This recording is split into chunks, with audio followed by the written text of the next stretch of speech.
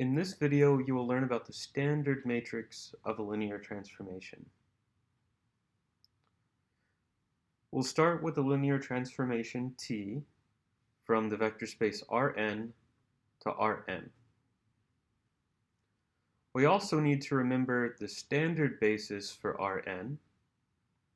So recall that we denoted these with little e's and a subscript, and the subscript tells you which element of your vector is a 1, and the rest of the elements are all 0. So E1 will have a 1 in the first position and zeros everywhere else.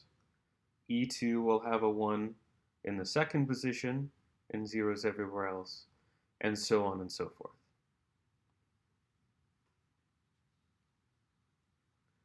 We also need a vector to plug into our linear transformation. Let's call it U, and its elements are going to be C1, C2, up through Cn.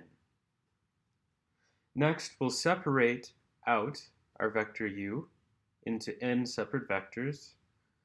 We'll have C1 and then a bunch of zeros, and then we would have a 0, C2, and then a bunch of zeros, all the way up through our last vector where we have zeros, and then Cn as our last entry. Once we separate our vector out like this, we can factor out the scalars C1 through Cn, like so.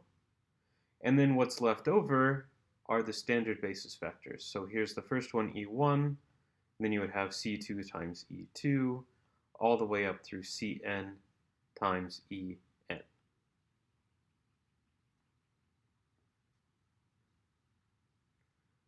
So in other words, our vector U is actually a linear combination of the standard basis vectors, like so. Now we'll plug our vector into the linear transformation T and use the properties of the linear transformation. So plug in U,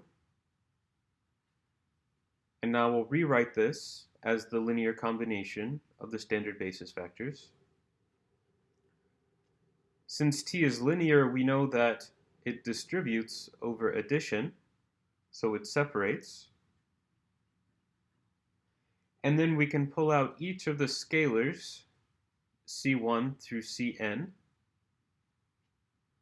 So we now have C1 times T of E1 plus C2 times T of E2, all the way through Cn times T of En. What we have now is actually a linear combination of these new vectors, T of E1, T of E2, all the way through T of En. And there's another way to write this. We can make a matrix using column notation. So T of E1 is actually a vector. This is a column. T of E2 is another vector, so that's another column. And just form that all the way through T of En. And then multiply by the column vector with our scalars C1, C2 through Cn. And remember, this is actually the vector U.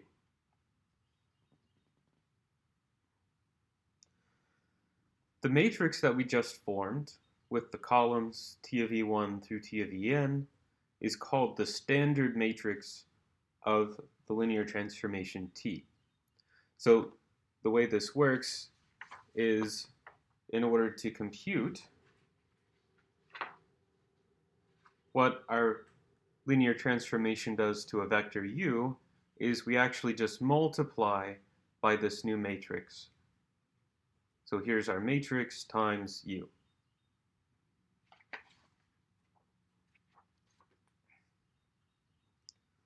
The conclusion here is that every linear transformation is also a matrix transformation.